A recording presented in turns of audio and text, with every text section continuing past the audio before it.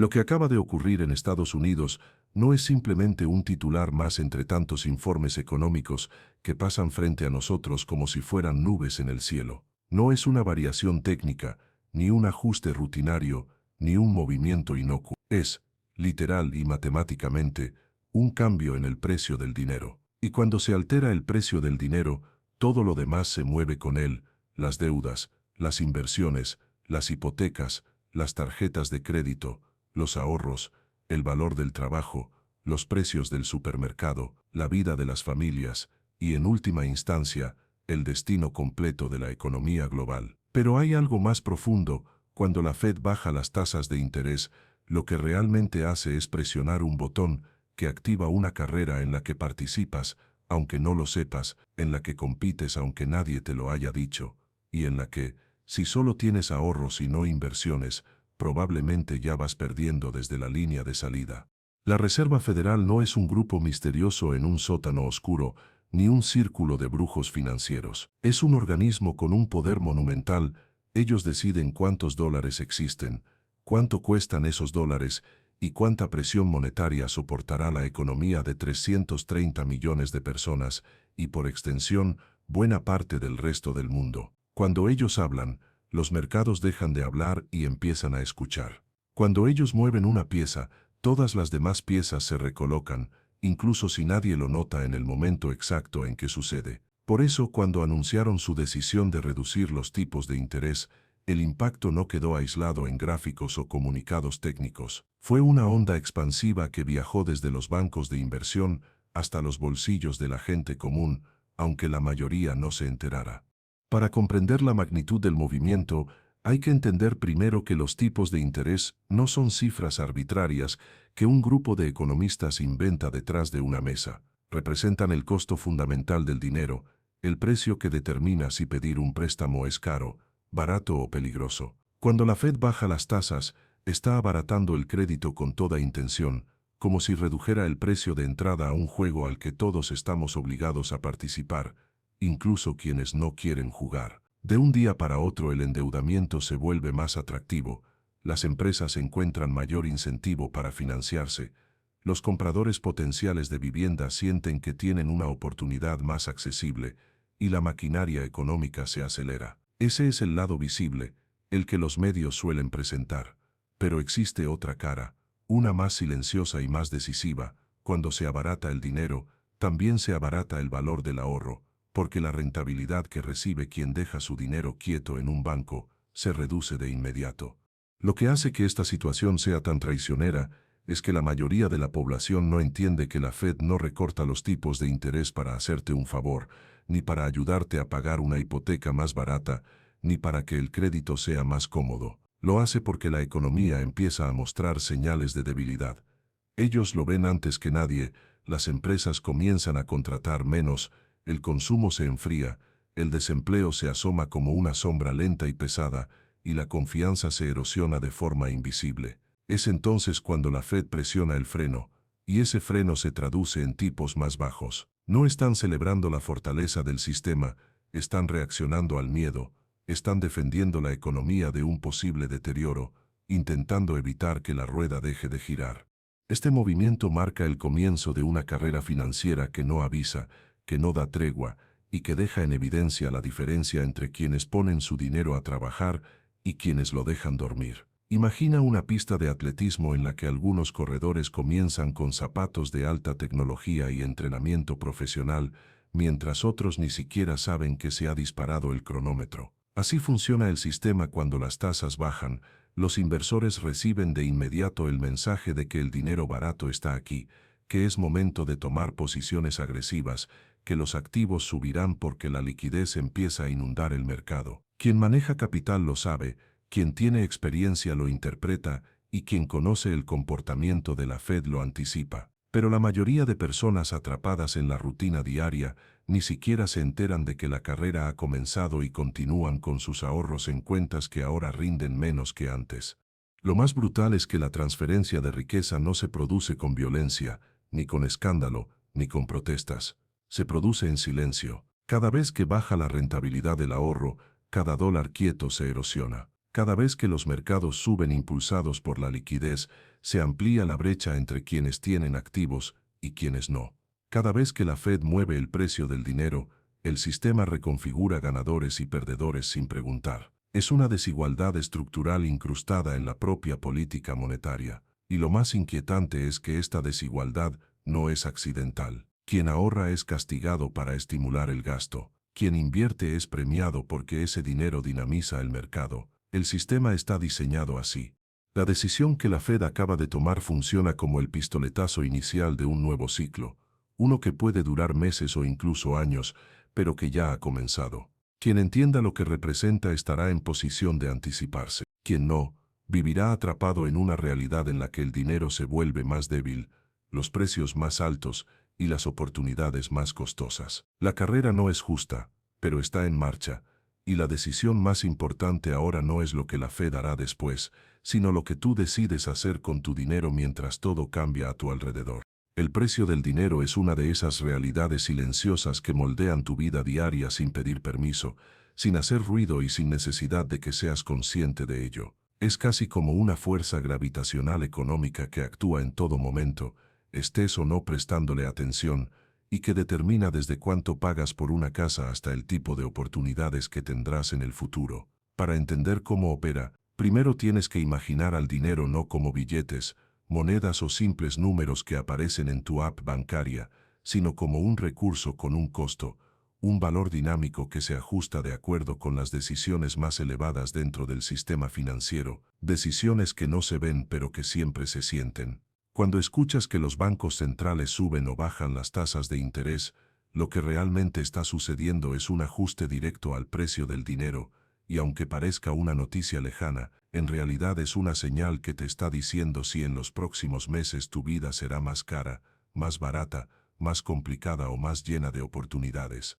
Entenderlo implica reconocer que tú, sin querer, siempre estás negociando con ese precio del dinero. Cuando decides ahorrar, pedir un crédito, invertir o incluso aplazar una compra, estás respondiendo a un entorno donde el dinero tiene un valor que cambia constantemente. Si las tasas suben, por ejemplo, ahorrar se vuelve más atractivo porque te pagan más por guardar tu dinero, pero endeudarte se vuelve más costoso, lo que frena decisiones como comprar carro, casa o invertir en un negocio. Al mismo tiempo, las empresas sienten ese mismo impacto. Si pedir prestado es caro, prefieren no expandirse ni contratar tanto, y eso afecta los empleos disponibles, los salarios y hasta la calidad del mercado para consumidores como tú. Por otro lado, si el precio del dinero baja, es como si el sistema financiero te dijera, no guardes tu dinero, muévelo, inviértelo, compra, gasta. Lo que buscan es que el flujo económico se acelere y que las empresas tengan más incentivos para crecer.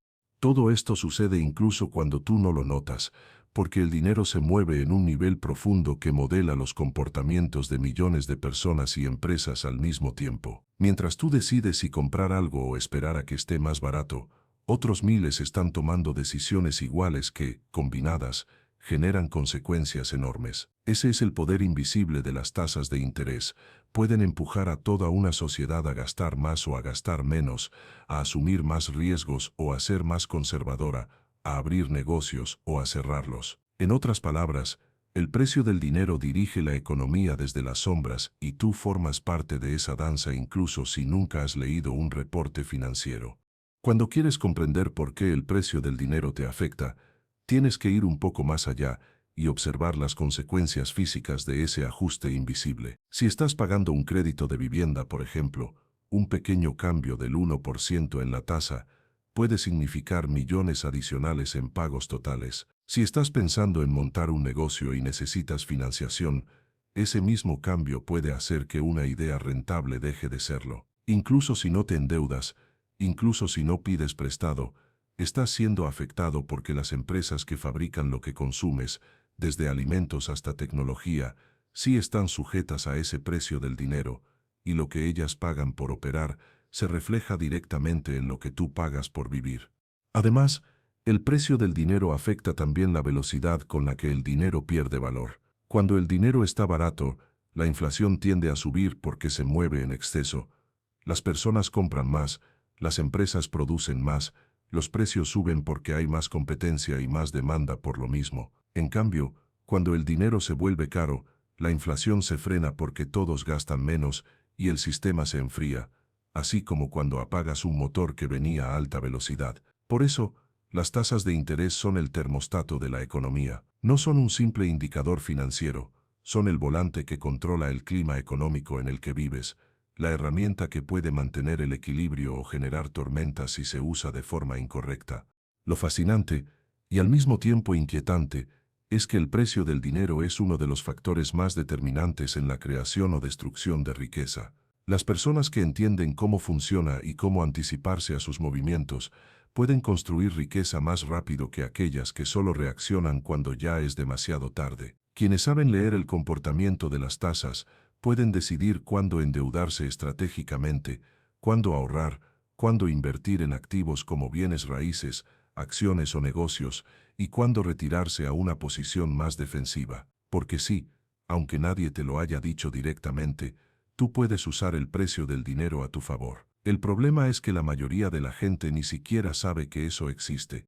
Y ahí está quizá la parte más peligrosa de esta historia, que el dinero tiene un precio, te afecta, te condiciona y participa en cada decisión económica grande o pequeña que tomas, y aún así, muchas personas viven como si ese precio no existiera, como si el dinero fuera simplemente una herramienta que encuentran en su cuenta y ya.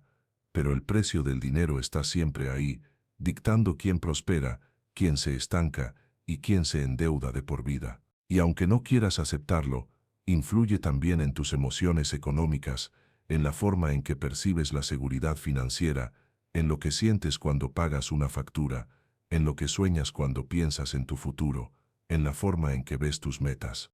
La pregunta final no es si el precio del dinero te afecta, sino cuánto tiempo vas a seguir ignorando algo que literalmente determina tu bienestar económico. Porque el dinero no es neutral, nunca lo ha sido. Se mueve con reglas claras, sigue señales precisas y responde a fuerzas que puedes aprender a identificar y aprovechar. Cuanto antes entiendas cómo funciona, antes podrás tomar decisiones que te acerquen a la vida que deseas. Y este tema es solo una pequeña parte de todo lo que necesitas comprender para dejar de ser una ficha del sistema y empezar a convertirte en alguien que lo navega con inteligencia. Gracias por llegar hasta aquí.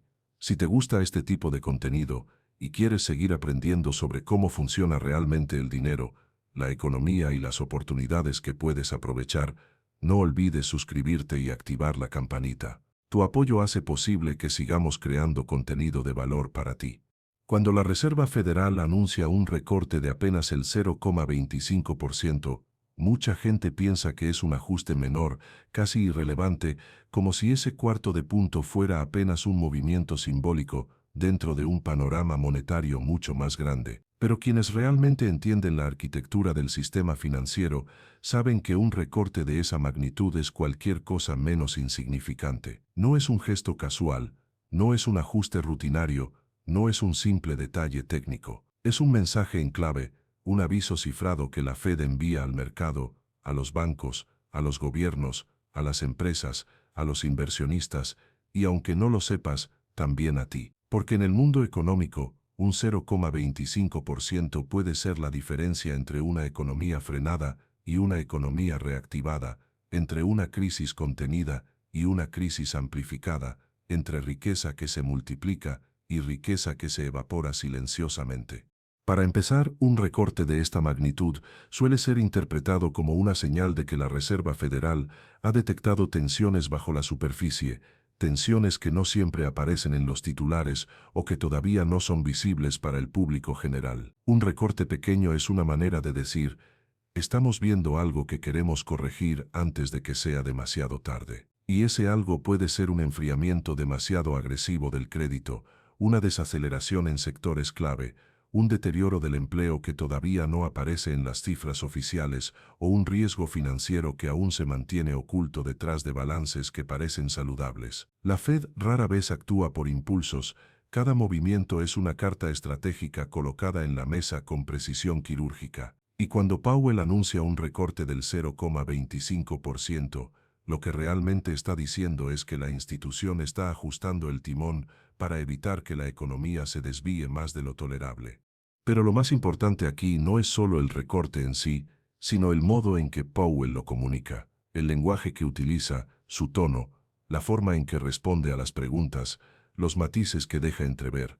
Todo eso forma parte del mensaje oculto. Powell nunca dice explícitamente, la economía está en riesgo, el mercado laboral se está debilitando, o la inflación está a punto de repuntar de manera peligrosa. No puede decirlo, porque el simple hecho de pronunciar esas frases podría desatar una reacción masiva, caídas en los mercados, pánico empresarial, fuga de capitales, pérdida de confianza internacional. Por eso la comunicación de la Fed es deliberadamente ambigua, cuidadosamente fabricada para suavizar la percepción de riesgo sin mentir, para transmitir calma sin dejar de advertir, para mover las expectativas sin provocar un terremoto financiero.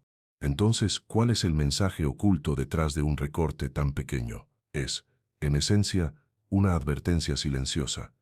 Estamos monitoreando algo que podría complicarse si no actuamos ahora, y ese algo suele estar relacionado con dinámicas internas del sistema de crédito. Un cuarto de punto puede estimular ligeramente el endeudamiento, aliviar a las empresas más presionadas por los costos financieros, impulsar la inversión en sectores que estaban desacelerándose y evitar que los consumidores reduzcan demasiado su gasto. También puede ayudar a estabilizar mercados sensibles como el inmobiliario, donde millones de familias dependen de tasas más manejables para no caer en situaciones financieras complejas. Si la Fed siente que la economía está comenzando a perder equilibrio, un recorte pequeño funciona como un toque de dirección, un empujón para corregir la trayectoria antes de que sea necesario tomar medidas más drásticas.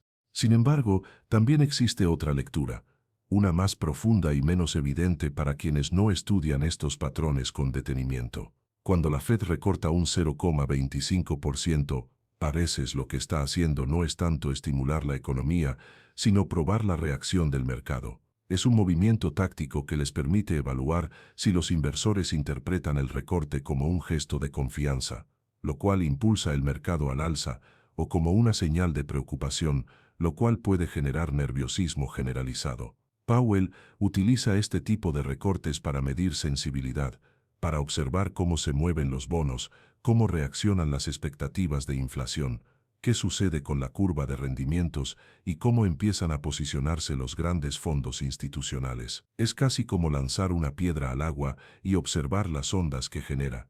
Esas ondas le dan información crucial para decidir los siguientes pasos. Y aquí viene la parte que casi nadie menciona. Cuando la Fed realiza un recorte pequeño, también está enviando un mensaje directo a los bancos internacionales y a los gobiernos extranjeros que mantienen grandes reservas en dólares.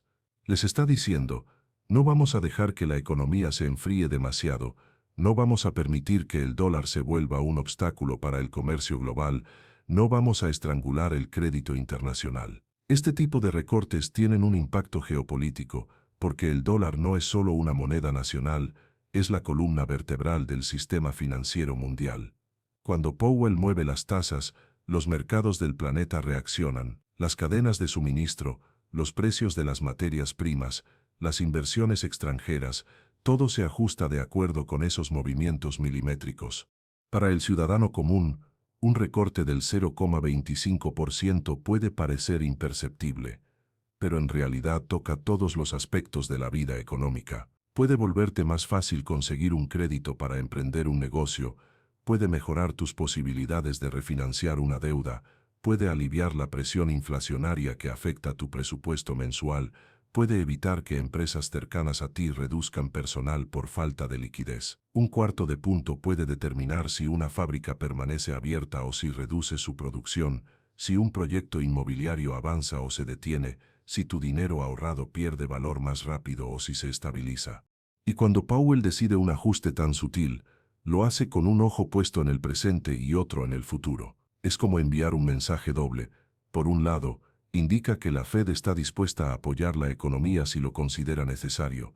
Por el otro, deja claro que no tiene la intención de iniciar recortes agresivos a menos que la situación lo demande. Es un equilibrio delicado entre calmar a los mercados y mantener un margen de maniobra para reaccionar más adelante. En otras palabras, es una jugada estratégica para mantener el control sobre la narrativa económica y evitar que los inversionistas intenten adelantarse demasiado a las decisiones de la Fed.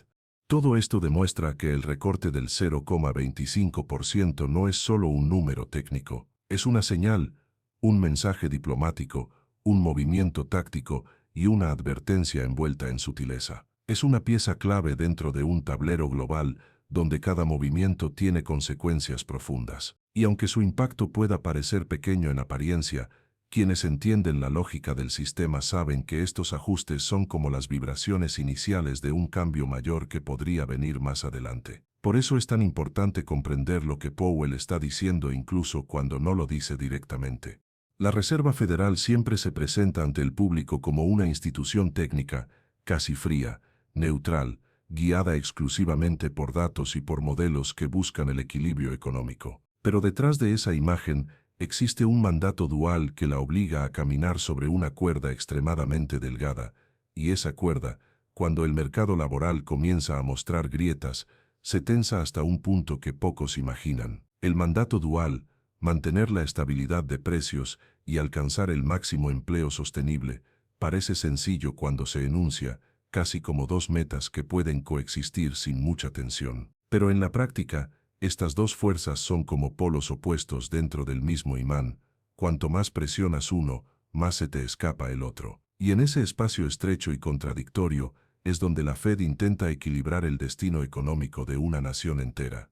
Cuando la economía está creciendo, cuando el empleo se mantiene fuerte y cuando la inflación está bajo control, el mandato dual funciona como un régimen de operación casi automático. La Fed puede mantener tasas relativamente estables y permitir que los ciclos económicos sigan su curso sin intervenir demasiado. Pero cuando uno de esos dos pilares comienza a debilitarse, especialmente el mercado laboral, todo el entramado se vuelve frágil. La razón es simple: el empleo no es solo una variable económica, es la columna vertebral de la estabilidad social, política y psicológica de una nación. Cuando el empleo se erosiona, no solo caen los indicadores, también cae la confianza, cae el consumo, cae la capacidad de pago, cae la cohesión social. Es el inicio de un deterioro que puede extenderse como una fractura invisible a lo largo de toda la estructura económica.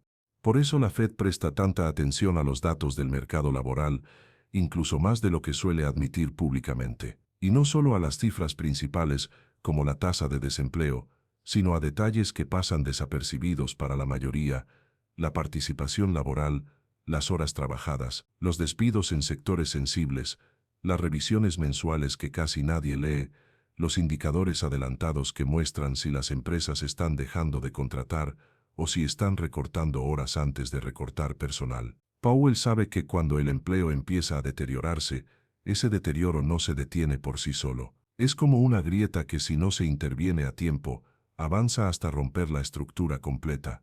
Y aquí es donde el mandato dual se convierte no en una guía, sino en una trampa. Porque si la inflación sigue siendo alta, la Fed no puede simplemente recortar tasas agresivamente para proteger el empleo.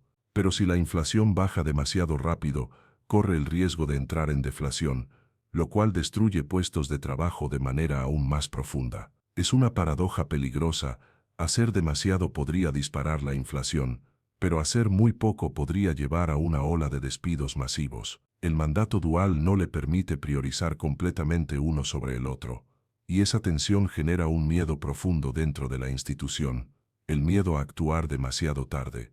Cuando Powell observa señales tempranas de enfriamiento laboral, aumentos en solicitudes de subsidio por desempleo, caídas en empleo manufacturero, recortes de horas, contracciones en sectores de servicios que normalmente resisten mejor, sabe que el tiempo empieza a agotarse. Y ese miedo silencioso se refleja en la manera en que comunica cada decisión. El lenguaje que usa no solo busca manejar expectativas, también busca preparar a la economía para la posibilidad de que la Fed tenga que intervenir con mayor intensidad. Pero nunca lo dice claramente, porque aceptar públicamente que el mercado laboral se está deteriorando sería como anunciar que una tormenta ya está encima antes de que las nubes se vean en el cielo.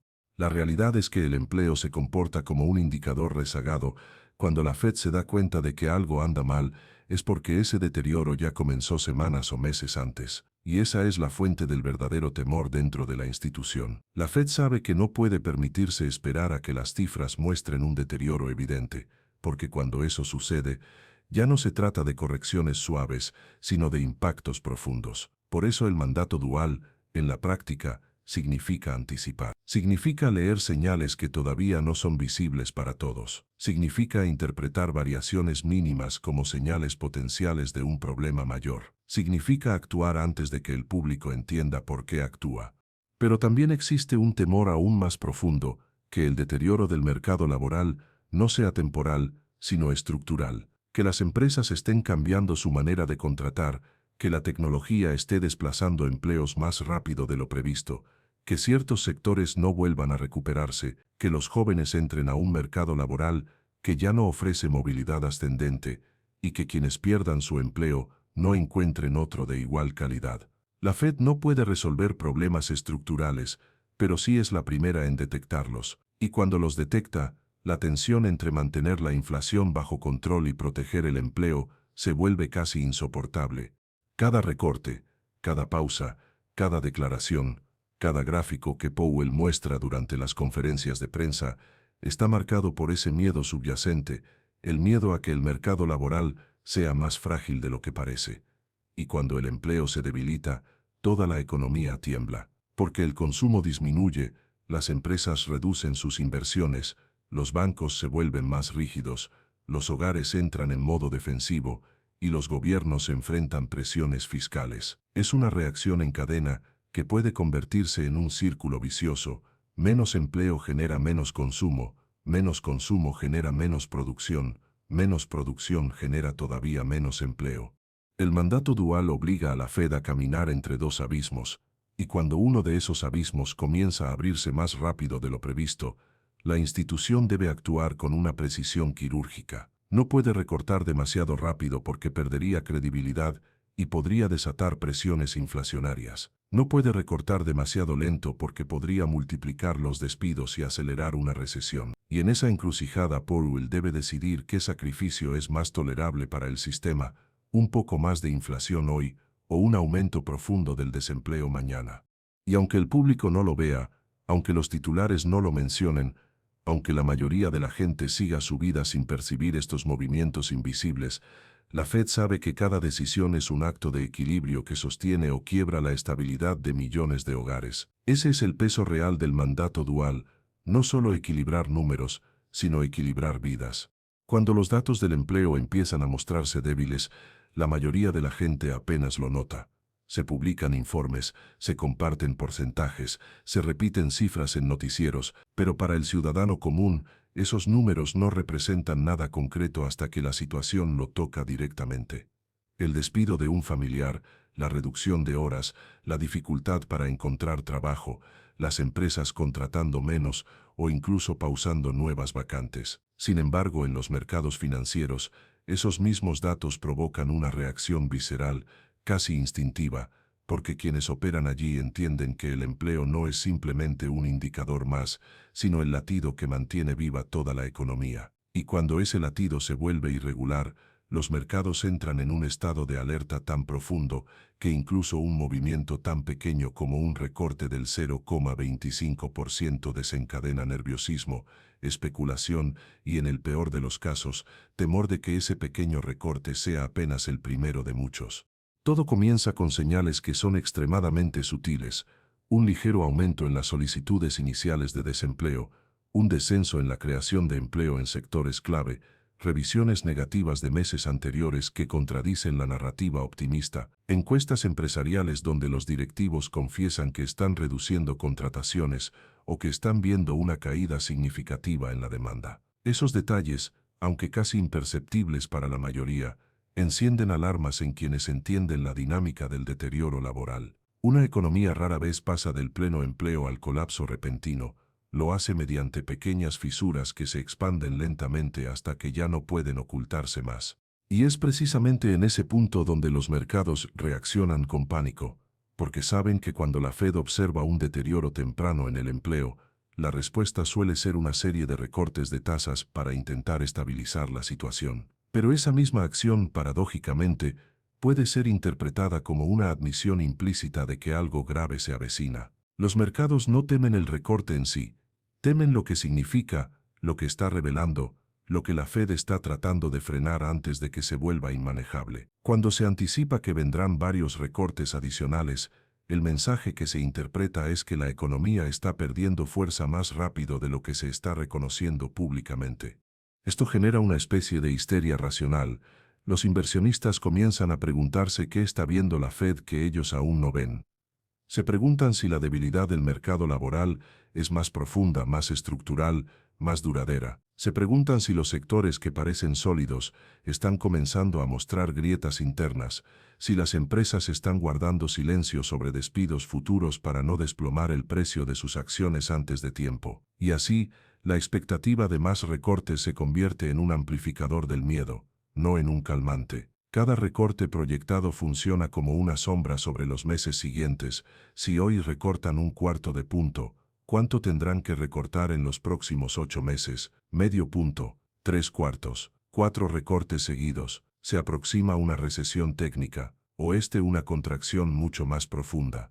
Los datos laborales alimentan este fuego porque muestran, entre líneas, que la fortaleza económica tiene límites. Un descenso en las horas trabajadas, por ejemplo, suele ser el primer paso antes de los despidos formales. Las empresas reducen horas para medir el impacto, para ajustar costos sin generar escándalo, para preparar el terreno antes de eliminar posiciones definitivamente. Cuando este indicador cae, quienes operan en los mercados entienden perfectamente que el deterioro real aún no ha llegado a los titulares, pero ya comenzó silenciosamente dentro de las empresas. Lo mismo ocurre cuando sectores que usualmente resisten bien, como servicios profesionales, transporte o salud, comienzan a tener contrataciones moderadas. Ahí es cuando los analistas financieros saben que la situación es más seria de lo que parece.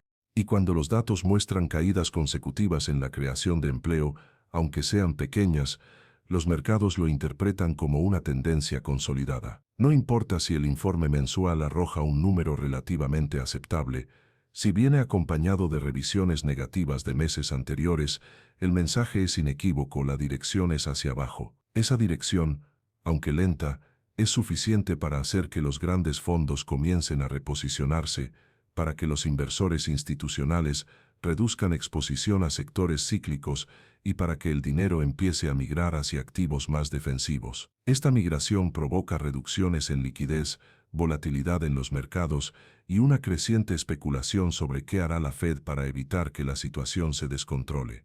Cuando los inversores anticipan varios recortes futuros, lo hacen porque ya están descontando un deterioro más profundo del empleo.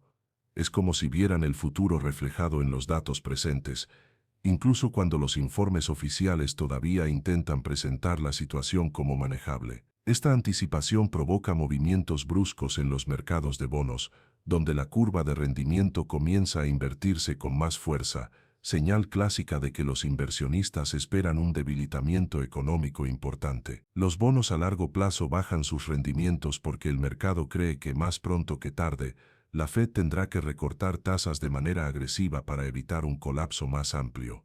Pero este pánico no surge únicamente del deterioro laboral, también surge de la falta de claridad. La Fed, en su búsqueda constante por proteger la estabilidad financiera, nunca dice abiertamente estamos viendo un colapso en el mercado laboral, aunque los datos apunten discretamente hacia allá. Y es precisamente esa ambigüedad, esa falta de confirmación explícita, la que alimenta las interpretaciones más oscuras. Los mercados prefieren una mala noticia confirmada antes que una incertidumbre prolongada. Cuando no se tiene certeza, se teme lo peor. Y cuando se teme lo peor, se descuenta un escenario de varios recortes futuros como un intento de apagar un incendio que ya está fuera de control. En este punto, la narrativa pública empieza a alejarse de la narrativa interna de los inversionistas. En los medios, se habla de ajustes preventivos de la Fed, de lecturas mixtas en el empleo, de moderación en la creación de puestos. En los mercados, en cambio, se habla de deterioro acelerado, de recortes múltiples, de señales de recesión, de temor sistémico. Estas visiones opuestas chocan entre sí y generan una volatilidad emocional que se contagia al sistema financiero como un virus silencioso. Lo que para el ciudadano promedio es simplemente una noticia más, Para los inversionistas es un aviso de que el reloj económico está empezando a correr más rápido de lo que debería.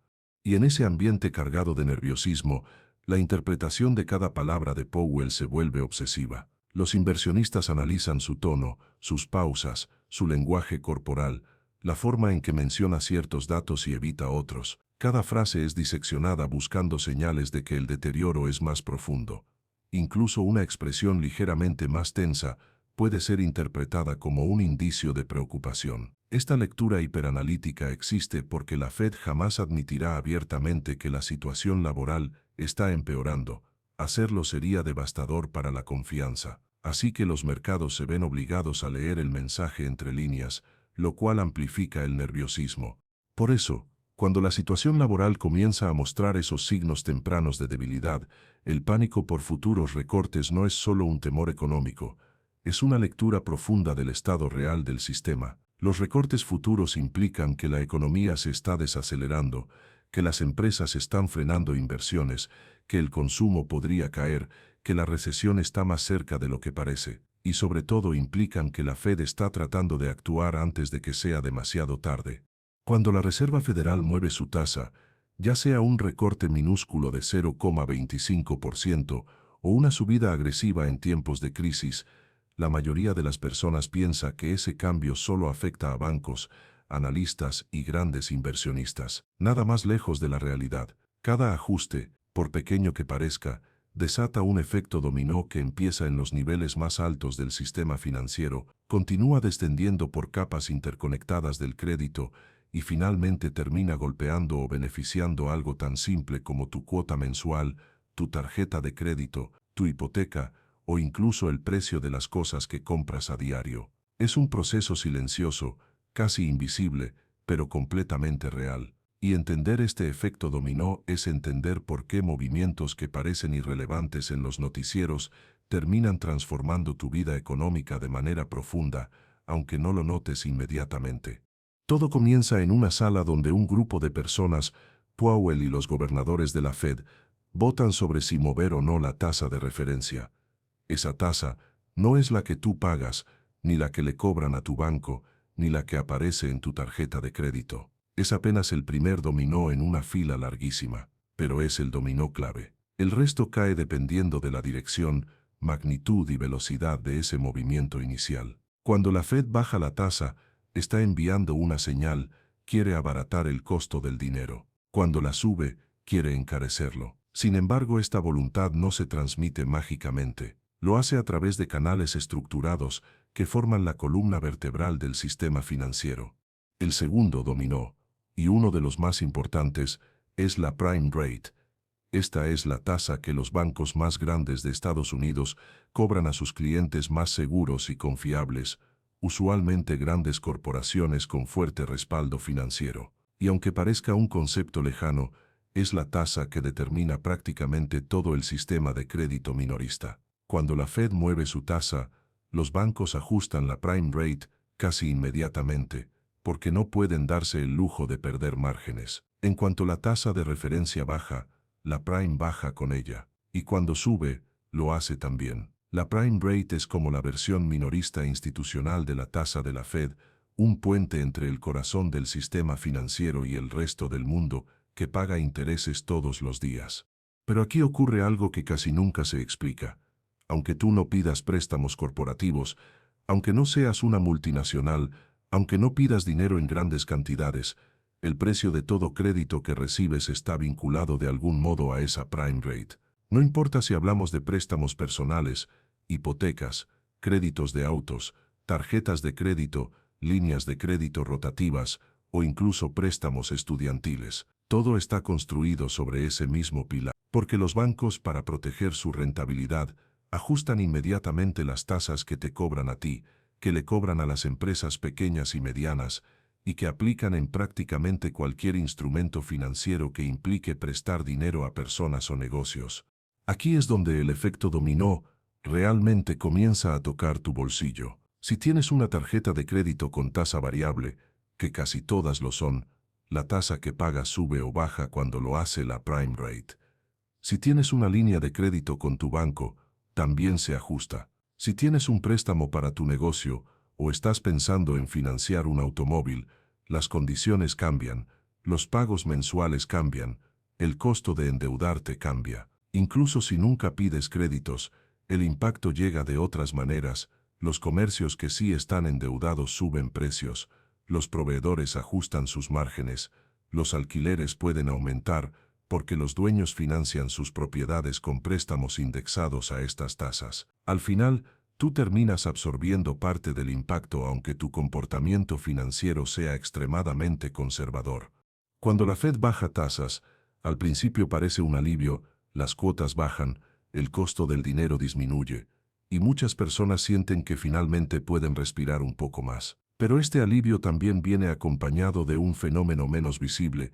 Cuando las tasas bajan, las inversiones seguras pagan menos rendimiento. Lo que recibes por tus ahorros disminuye, los certificados de depósito rinden menos, las cuentas de ahorro prácticamente no pagan nada. Así que cuando las tasas bajan, también se envía un mensaje implícito al público: no ahorres tanto, gasta e invierte, mueve el dinero para que la economía no se estanque. Y cuando las personas comienzan a gastar más, los precios, tarde o temprano, comienzan a subir. El mismo recorte que te beneficia en la cuota de tu préstamo puede perjudicarte después a través de una inflación más acelerada. Este es el tipo de contradicción que hace que el efecto dominó no siempre sea lineal ni completamente positivo.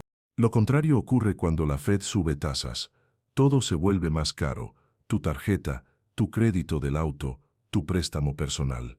Las empresas sienten el impacto, especialmente las más pequeñas, que dependen de líneas de crédito para operar. Las hipotecas se encarecen al punto de dejar a miles de posibles compradores fuera del mercado, lo que enfría el sector inmobiliario y empuja a la baja los precios de las viviendas. Las empresas reducen la contratación, posponen inversiones, recortan gastos. Esto termina afectando directamente el empleo y, con el tiempo, los salarios reales. Pero también tiene un efecto positivo para quienes ahorran. Los rendimientos comienzan a subir, los bonos ofrecen mejores tasas, los bancos vuelven a pagar intereses por depósitos, y quienes tienen capital pueden beneficiarse de la estabilidad que trae un dinero más caro.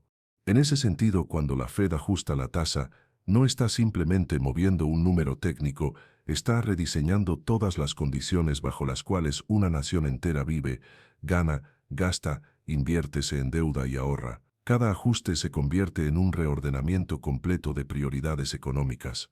Nada queda igual. Ni los mercados financieros, ni las empresas, ni los hogares. Y cada movimiento se propaga de manera diferente dependiendo del nivel de endeudamiento del país, del comportamiento del consumidor y del tipo de presiones económicas que existan en ese momento. Cuando entendemos este efecto dominó, comprendemos también por qué Powell y la Fed caminan con tanto cuidado. Una decisión precipitada puede desatar consecuencias gigantescas. Una decisión tardía puede generar un daño irreparable. Y mientras ellos intentan equilibrar el sistema desde arriba, tú recibes al final el impacto de esos movimientos, aunque no tengas la menor idea de por qué tu banco subió las tasas, por qué tu préstamo es más caro o por qué tu tarifa mensual cambió súbitamente. El efecto dominó existe porque el sistema monetario está construido así: jerárquico, descendente e interconectado. El movimiento empieza allá arriba y termina exactamente donde más se siente en tu bolsillo. Y aunque los cambios parezcan lejanos, técnicos o aburridos, son los que determinan si tus finanzas personales se vuelven más livianas o más pesadas, si tienes espacio para ahorrar o si debes usar todo para pagar deudas, si puedes crecer económicamente o si te quedas estancado. Desde hace años se repite la idea de que la Reserva Federal actúa para proteger la economía, pero pocos comprenden con claridad que una de sus batallas más antiguas y más intensas no es contra la inflación, sino contra su contrario directo, la deflación. Y aunque la mayoría de las personas nunca lo nota, esta lucha se libra a costa de quienes se esfuerzan por ahorrar, de quienes guardan su dinero esperando que el tiempo lo haga crecer, sin saber que el propio diseño del sistema está hecho para que ese comportamiento sea castigado. La deflación es para la Fed una especie de fantasma que no puede permitirse ver de cerca. Es el escenario en el que los precios empiezan a caer de forma sostenida y la gente deja de comprar esperando que los precios sigan bajando. Cuando eso sucede, las empresas venden menos, producen menos, despiden empleados y la economía entra en una espiral descendente que se autoalimenta. Y aunque suene extraño, es justamente en ese punto cuando ahorrar se convierte en un peligro para el sistema, porque cuando todos guardan su dinero nadie gasta, y cuando nadie gasta, nada se mueve. Por eso la Fed tiene como parte de su misión asegurarse de que el dinero circule, aunque para lograrlo tenga que sacrificar a los ahorradores, empujándolos hacia decisiones más arriesgadas. Para frenar la deflación, la Fed recorta tasas, abarata el crédito y hace que tener dinero en una cuenta de ahorro sea cada vez menos atractivo, lo que para muchos parece un favor, pagar menos intereses en una deuda o tener más acceso a préstamos. En realidad es una presión silenciosa para obligar a la población a mover su dinero en lugar de acumularlo. Esto no es un accidente ni un efecto secundario, es el objetivo, porque en un entorno de tasas bajas, quien guarda su dinero pierde poder adquisitivo año tras año, incluso aunque la inflación sea baja. Lo que hoy compras con 100 narra, mañana cuesta 102 o 105, pero tus ahorros continúan creciendo apenas unas décimas. La Fed lo sabe, los bancos lo saben, los fondos de inversión lo saben, pero el ciudadano común, el que madruga, trabaja, paga cuentas y trata de construir un pequeño colchón para el futuro, es el último en comprender que la estructura está diseñada para que él siempre vaya detrás del ritmo. Cuando la Fed baja las tasas, lo que en realidad está diciendo es, no ahorres, invierte, no guardes, gasta, no esperes, mueve tu dinero antes de que pierda valor. Y cuando lo piensas con calma, ese mensaje es casi una instrucción forzada, porque si no sigues la señal, el propio sistema te empuja a perder, y si la sigues te obliga a exponerte a riesgos que la mayoría de la gente nunca pidió tomar. Esto explica por qué después de cada ciclo de recortes masivos, la bolsa se dispara. Los grandes jugadores saben que el dinero barato no está hecho para quedarse quieto, está hecho para inflarse en activos que suben porque todos están entrando al mismo tiempo. Es un efecto psicológico y financiero que se retroalimenta. Si el rendimiento del ahorro se desploma, si tener el dinero quieto significa perder todos los meses, si la inflación no baja lo suficiente, entonces la única salida aparente es entrar al juego de la inversión, aunque no lo entiendas, aunque te dé miedo, aunque sientas que estás entrando solo porque no hay alternativa. Y aquí está la parte más dura. La Fed necesita que eso ocurra. Necesita que la gente se mueva, que las empresas obtengan capital barato, que los préstamos fluyan, que la economía respire artificialmente. Porque si permite que el ahorro sea demasiado atractivo, si deja que la gente prefiera guardar su dinero en lugar de gastarlo, el sistema completo corre el riesgo de estancarse. Por eso cada vez que hay señales de desaceleración, la Fed actúa como un médico que sabe que aunque el medicamento tiene efectos secundarios graves, es necesario para evitar que el paciente entre en una etapa peor. El problema es que el paciente somos todos, y los efectos secundarios los sentimos especialmente quienes dependemos del rendimiento de nuestros ahorros, de nuestros ingresos fijos o de nuestras reservas de emergencia. Lo más irónico es que, mientras la Fed lucha contra la deflación castigando al ahorrador, los precios de los bienes esenciales, vivienda, alimentos, servicios, salud, rara vez bajan. Es decir, el ciudadano promedio recibe el peor de los mundos, pierde poder adquisitivo en sus ahorros, pero no ve una reducción real en su costo de vida. Entonces la lógica de la Fed, reactivar el consumo y evitar que el dinero se estanque, termina creando un ambiente en el que los trabajadores viven cada vez más ajustados, no porque gasten demasiado, sino porque el propio diseño de la política monetaria los empuja a correr detrás de un tren que nunca disminuye la velocidad. Y mientras esto ocurre, los que ya tienen capital, los que ya están invertidos, los que pueden soportar la volatilidad sin arriesgar su estabilidad, ven cómo su patrimonio se multiplica porque la Fed, al castigar el ahorro, termina premiando el riesgo. Y en ese punto, el sistema se vuelve una especie de selección natural financiera, donde los que pueden arriesgar ganan, y los que no pueden arriesgar son arrinconados. Pero lo más preocupante no es lo que ocurre hoy, sino lo que ocurre cuando este ciclo se repite varias veces. Porque cada vez que la Fed baja las tasas para evitar la deflación, crea un nuevo estándar de comportamiento económico. Las personas se acostumbran a depender del crédito, a vivir en modo endeudado permanente, a sostener su estilo de vida con tarjetas, créditos personales y refinanciaciones constantes. Y cuando las tasas vuelven a subir, el golpe es cada vez más duro. Las familias ya no pueden retroceder porque su vida cotidiana depende del costo del dinero. Y es en ese punto donde la lucha contra la deflación se convierte en una trampa estructural que aplasta al trabajador promedio y fortalece a quien vive del capital. Este fenómeno no es nuevo. Ha ocurrido en Japón, en Europa, en Estados Unidos y en casi todos los países industrializados. Pero lo que hace más compleja la situación actual es que la deuda global está en niveles históricos, y cualquier movimiento mal calculado puede desencadenar un efecto dominó que haga que toda la estructura se tambalee. Por eso la Fed prefiere castigar a los ahorradores. Es la opción menos destructiva en un sistema donde cualquier otra alternativa podría provocar un colapso mucho mayor. No es justo, no es equitativo, no es moralmente fácil de aceptar, pero es funcional. Y en una economía global, lo funcional tiende a imponerse sobre lo justo. En resumen, la Fed combate la deflación no solo bajando tasas, sino moldeando el comportamiento de millones de personas, y lo hace no porque quiera perjudicar a los ahorradores, sino porque prefiere ese sacrificio antes que ver a la economía detenerse por completo. Pero para quien vive del esfuerzo diario, para quien trabaja y guarda, para quien no nació con un capital que se multiplica por sí mismo, esta estrategia se siente como una batalla perdida. Y lo más doloroso es que esa sensación no es accidental, es parte de la mecánica del sistema. En medio de todos los movimientos financieros que la gente observa en titulares, gráficos y anuncios de emergencia, hay una fuerza que actúa de manera silenciosa pero constante, una fuerza que se esconde detrás de los promedios, que no aparece en los discursos políticos y que casi nunca se discute en las conversaciones cotidianas: la inflación subyacente. Esta no es la inflación que la gente siente de manera inmediata, no es el aumento repentino de los combustibles, ni el pequeño salto en el precio de un alimento que antes parecía estable. La inflación subyacente es ese fuego lento que quema por dentro, mientras la superficie parece relativamente tranquila. Es un tipo de combustión económica que no se extingue con rapidez y cuyo verdadero impacto solo se revela cuando ya ha consumido una parte significativa del poder adquisitivo de la población. Por eso, cuando la inflación general baja, pero la inflación subyacente se mantiene alta, lo que realmente está ocurriendo es que el sistema financiero está enviando señales contradictorias.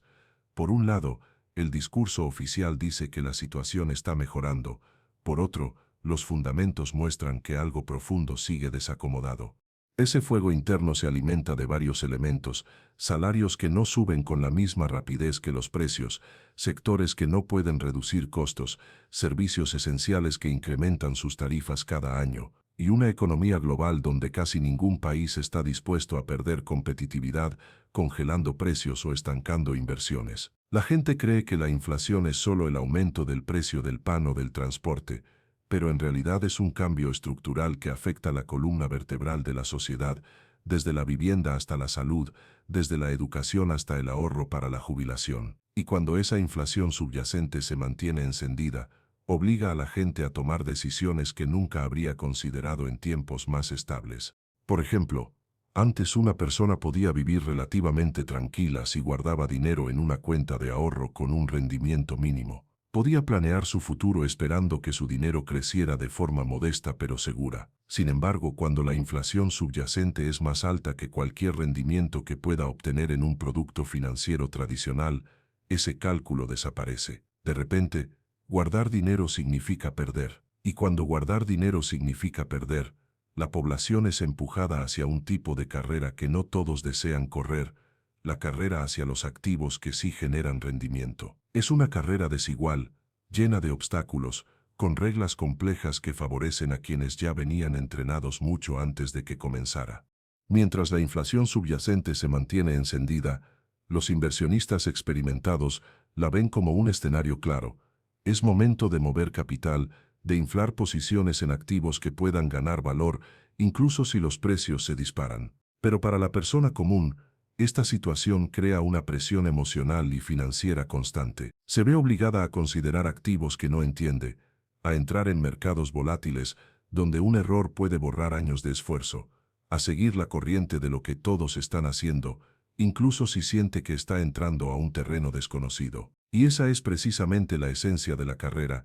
No es solo financiera, es psicológica. Empieza como una necesidad y termina como un movimiento impulsivo, donde el miedo a perder se convierte en el motor principal de las decisiones.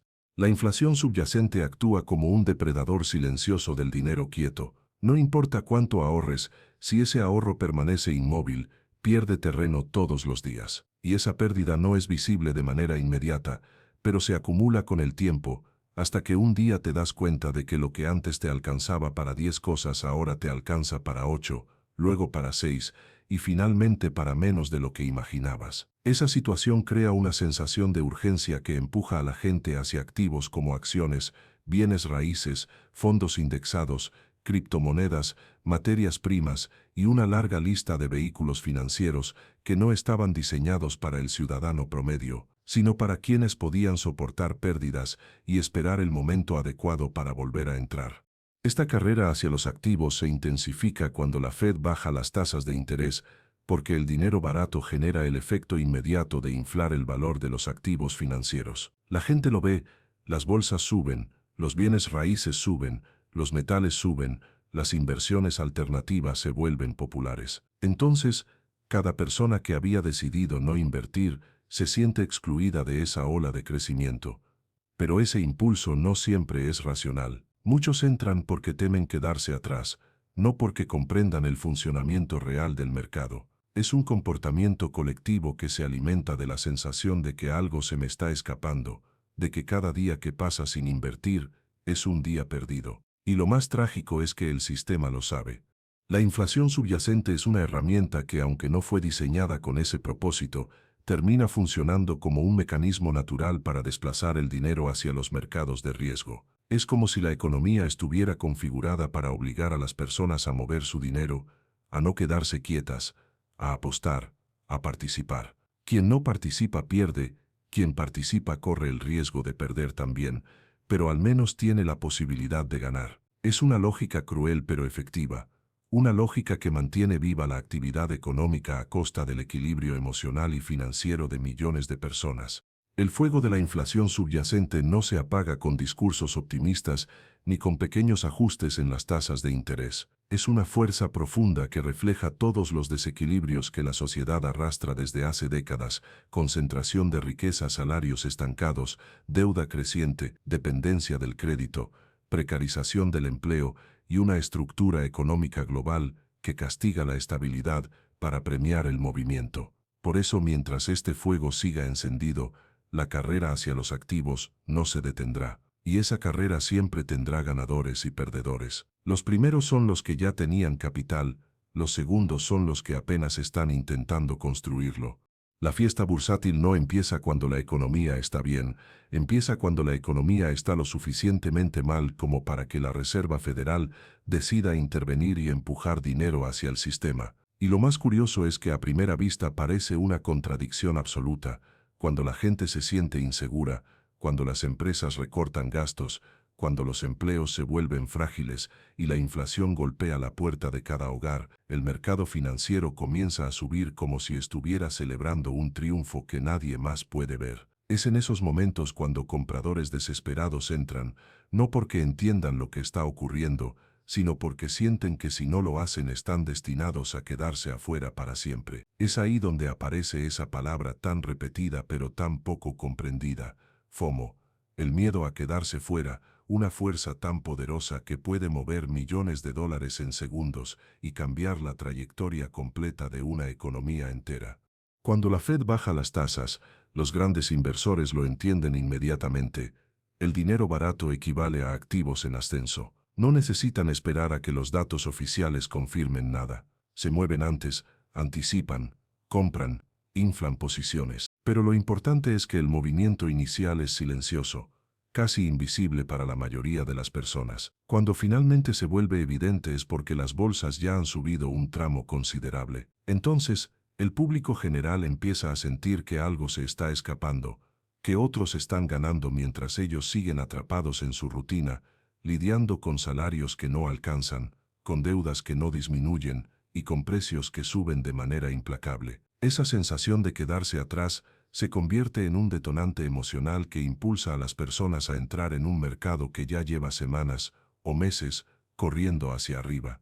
Los medios empiezan a inundarse con titulares diciendo que la bolsa está en máximos históricos, que los índices financieros están rompiendo récords, que las empresas tecnológicas duplicaron su valor en cuestión de semanas, y cada noticia alimenta la narrativa de que quien no invierte se está perdiendo la oportunidad de su vida. Lo más peligroso de esta situación es que convierte una reacción económica en un fenómeno social, porque la gente ya no invierte por análisis, por conocimiento o por estrategia. Invierte porque siente que si no lo hace quedará atrapada en un ciclo perpetuo de pérdida de poder adquisitivo, mientras otros, aparentemente más inteligentes, duplican su dinero. El FOMO actúa como un virus emocional, expandiéndose de persona en persona, hasta que incluso aquellos que nunca habían considerado invertir comienzan a buscar formas de entrar en la fiesta. Pero lo que la mayoría no ve es que la fiesta bursátil no es una celebración de abundancia económica, sino un mecanismo de escape frente a un futuro incierto. Cuando la inflación subyacente sigue encendida, cuando el ahorro pierde valor, cuando el costo de vida se vuelve insostenible y cuando la tasa de interés cae a niveles históricamente bajos, la gente no entra al mercado para enriquecerse, entra porque siente que no tiene opción. Y ese es el combustible perfecto para inflar burbujas. Los precios de los activos no suben porque su valor fundamental haya mejorado, sino porque el flujo de dinero empujado por la desesperación y la necesidad los infla hasta niveles irreales. El mercado se convierte entonces en un espejismo de riqueza, una ilusión donde todos parecen ganar, pero donde la base económica real está deteriorada. La ilusión de riqueza es uno de los fenómenos más peligrosos en economía. Puede hacer que la clase media sienta que finalmente está avanzando, que está acumulando patrimonio, que está siendo parte de un movimiento ascendente. Pero esa sensación es engañosa. Es como un edificio construido sobre arena. Mientras la marea está baja, parece firme.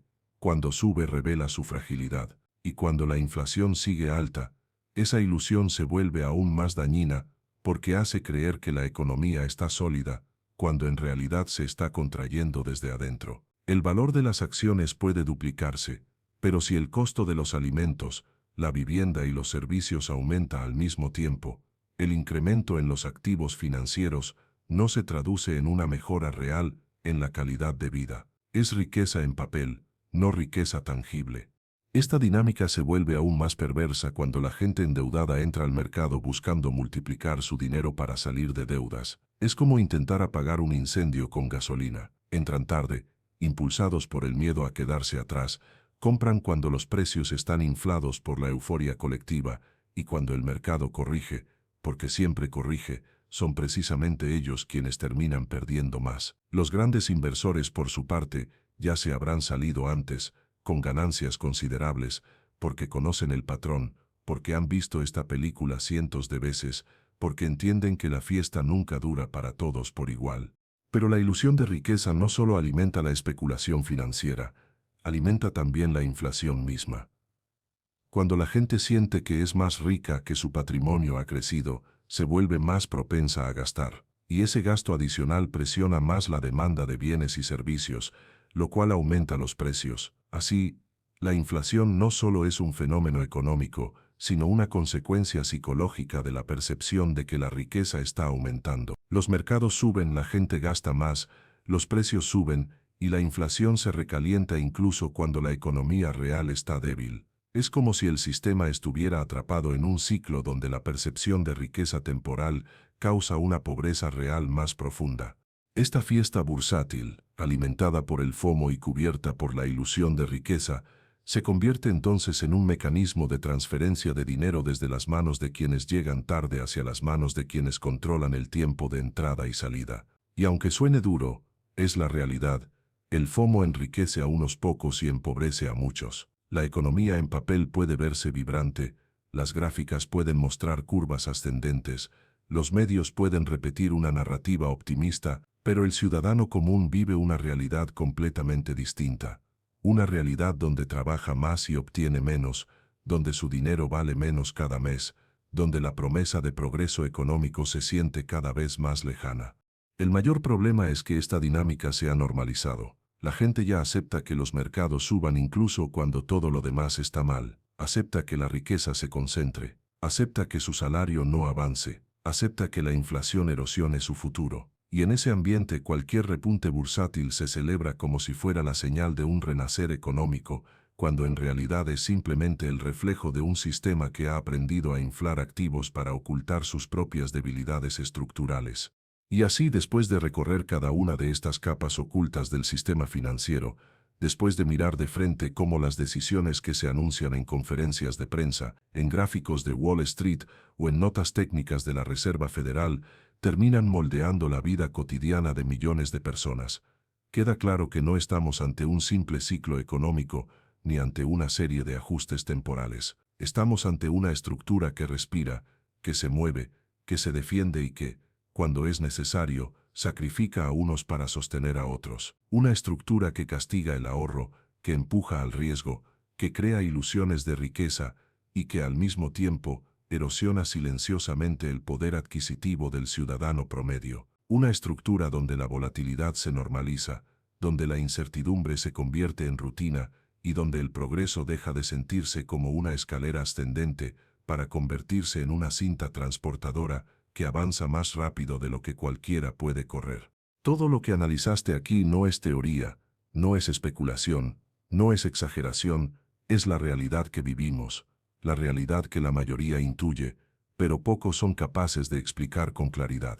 Y comprenderla es el primer paso para no quedar atrapado en el papel del espectador pasivo. Porque al final, entender cómo funciona este sistema no te convierte en víctima de sus reglas, sino en alguien capaz de navegarlo con más conciencia, más estrategia y más inteligencia. La economía no está hecha para que todos ganen, eso es cierto, pero sí permite que quien entiende las señales y se mantiene alerta tome decisiones más acertadas que el resto.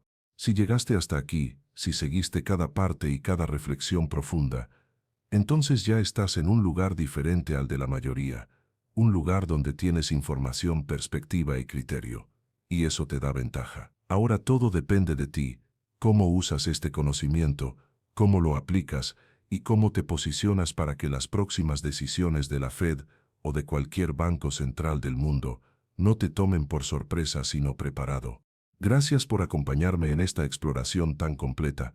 Gracias por tu tiempo, tu interés y tu disciplina para llegar hasta el final. Si este contenido te aportó valor, si te abrió los ojos, si te dio claridad o si simplemente te ayudó a ver la economía desde un ángulo diferente, te invito a que te suscribas al canal y le des like a este video. Tu apoyo permite que sigamos profundizando en estos temas que casi nadie explica, pero que afectan absolutamente todo lo que vivimos.